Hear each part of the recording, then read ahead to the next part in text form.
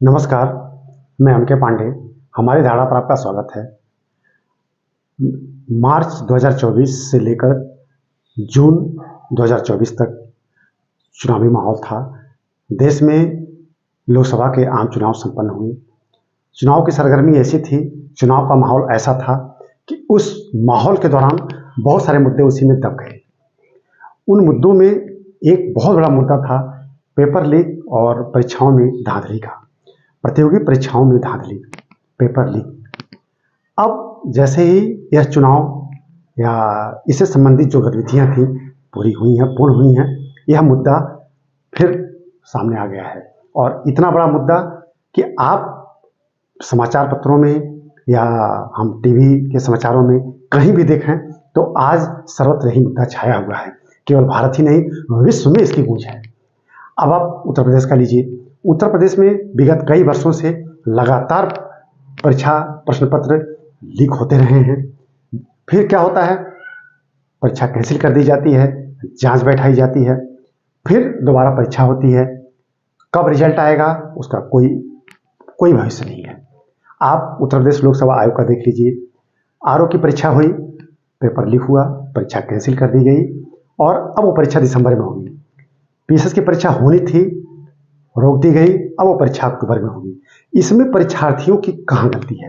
NEET की परीक्षा बच्चे, इंटरमीडिएट लेवल के बच्चे, मतलब अभी वो पूरी तरह से परिपक्व भी नहीं है, एमबीबीएस की तैयारी करते हैं, डॉक्टर बनना चाहते हैं, कितना होप है उनके हृदय में, कितनी मेहनत से वो तैयारी करके परीक्षा देना चाहते हैं। नीट की परीक्षा में वो भी लीक हो जा रही है। अब अगर गंभीरता से ध्यान दिया जाए तो मुझे तो नहीं लग रहा है कि सब कुछ देखने के बाद कोई भी परीक्षा ईमानदारी से संपन्न कराई जा रही है। कहने को ईमानदार प्रशासन है, सरकारें एक से बढ़कर एक दावा कर रही हैं, लेकिन सरकार के नाक के नीचे ये सब होता है। बड़ा कष्ट होता है। हमारे बड़े बड़े प्रशासनिक अधिकारी, हमारे माननीय नेतागण जो शपथ लेकर जाते हैं, आश्वासन देकर जाते हैं, उनके सामने उनकी नाक के नीचे ये सब होता है। कौन करता है, क्यों करता है, हम एथराइज नहीं हैं, हम उसके लिए अधिकृत नहीं है बोलने के लिए, लेकिन प्रश्न पूछने के लिए तो अधिकृत हैं ही एक सामान्य नागरिक की दृष्टि से कि ये क्यों हो रहा है। जो बच्चे, आज के बच्चे कल के भविष्य हैं, जो मेहनत करके दिन रात एक करके घर छोड़कर तमाम परीक्षाओं की तैयारी करते हैं, प्रतियोगी परीक्षाओं की तैयारी करते हैं, उनके भविष्य के साथ यह खिलवाड़ क्यों हो रहा है? कौन जवाबदेह है, कौन जवाब देगा? आरओ की परीक्षा लीजिए, उत्तर प्रदेश आरओ परीक्षा हुई कब? परीक्षा हुई, पेपर लीक हुआ, अब परीक्षा दिसंबर में होगी। इस बीच में इतना टाइम ड्यूरेशन, जबकि वह परीक्षा पूरी हो जानी चाहिए थी, फाइनल रिजल्ट आ जाना चाहिए था। अब परीक्षार्थी दिसंबर में उसकी प्रीलिम की परीक्षा देंगे। आरओ दिसंबर, पीसीएस अक्टूबर। यह जो ड्यूरेशन बढ़ जा रहा है उसका जवाबदेह कौन होगा? उसका जवाब कौन देगा? अभी हमारे माननीय मुख्यमंत्री ने कहा था कि जून में आरओ की परीक्षा हो जाएगी, वह परीक्षा चली गई दिसंबर में। कौन जिम्मेदार है, कौन जवाब देगा? बात यहाँ ये नहीं है कि नहीं अब सब कुछ व्यवस्था चुस्त दुरुस्त कर ली जाएगी। एक तरफ बात होती है चुस्त दुरुस्त करने की, तो आगे कोई और पेपर लीक हो जाता है। अभी उत्तर प्रदेश सिपाही भर्ती की परीक्षा थी, कितनी बड़ी परीक्षा थी, पेपर लीक हो गया। अभी अधीनस्थ सेवा चयन बोर्ड की परीक्षाएं, तमाम परीक्षाएं लटकी हुई हैं, रिजल्ट फाइनल नहीं हो रहे हैं। बच्चे जाएं तो कहाँ जाएं, अभ्यर्थी जाएं तो कहाँ जाएं, क्या करें, किसके ऊपर विश्वास करें? जवाब कौन देगा? जवाब तो देना ही पड़ेगा। सरकारें चुन के जाती हैं, सबका विश्वास रहता है, हम सबका विश्वास रहता है, हम लोग सरकारों को चुन के भेजते हैं। हमारे जो भी प्रशासक हैं उन पर कितना विश्वास किया जाता है, कहाँ कहाँ जाके परीक्षार्थी परीक्षा देते हैं इस विश्वास के साथ कि उनके साथ न्याय होगा। ये कैसा न्याय है कि मेहनत करके, इतना धन खर्च करके, इतना समय लगाकर परीक्षार्थी मेहनत करते हैं, फिर उनके साथ ऐसा खिलवाड़ हो जा रहा है। कौन जवाब देगा? जवाब तो देना ही पड़ेगा। अगर जवाब सरकारें नहीं देंगी, प्रशासन सरकार नहीं देगा, तो परीक्षार्थियों का भविष्य कौन तय करेगा? परीक्षार्थी स्वयं अपना भविष्य कैसे तय करेंगे? उनके सामने भविष्य अंधकार में हो जा रहा है। हमने एक नहीं, दो नहीं, हजारों परीक्षार्थियों को, सैकड़ों से तो हमने खुद पूछा, हमने देखा, वो उनके अंदर कितनी पीड़ा है, वो परेशान हैं और वो खुद नहीं समझ पा रहे हैं कि किससे हम प्रश्न करें और हम जवाब पाकर संतुष्ट हो जाएं। तो सरकारों को जवाब देना पड़ेगा।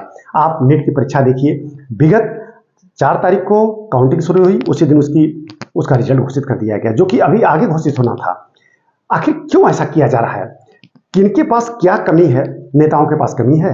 कैसे कह दिया जाएगा उनके पास कमी है? बड़े बड़े नेता जो सांसद बन के जा रहे हैं, जो विधायक बन के जा रहे हैं, एक तो वैसे ही वो धनबली हैं, ऊपर से वहाँ पहुँच रहे हैं धोखाधड़ी में, अप्रत्यक्ष प्रत्यक्ष रूप से उनके भी नाम आ रहे हैं। हमारे बड़े बड़े प्रशासक जो प्रशासन में हैं, उनके पास क्या कमी है? सब कुछ है, वो इस धोखाधड़ी में क्यों शामिल हो जा रहे हैं?